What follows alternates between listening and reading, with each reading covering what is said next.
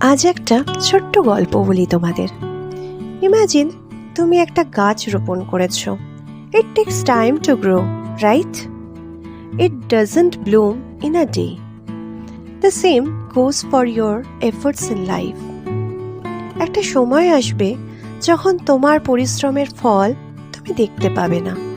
Everything সিম slow, কিন্তু মনে রেখো, গ্রোথ টেকস টাইম।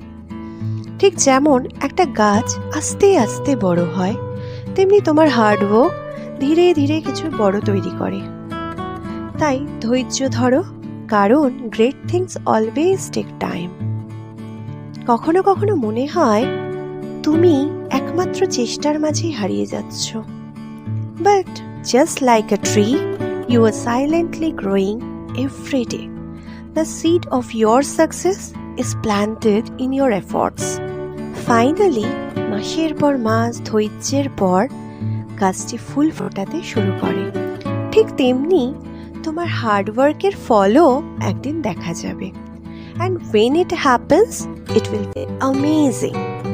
মনে রেখো, ধৈর্য আর পরিশ্রম কখনো বৃথা যায় না। তুমি জানো, কিছু ভালোর সময় লাগে। Success doesn't happen overnight.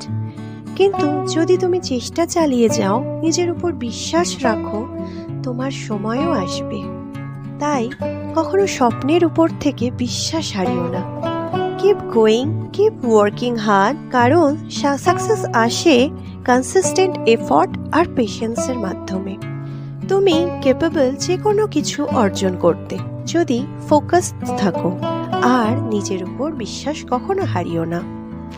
তাই মনে রেখো, তোমার স্বপ্নের গল্পটা তুমি নিজেই লিখবে। Never stop believing.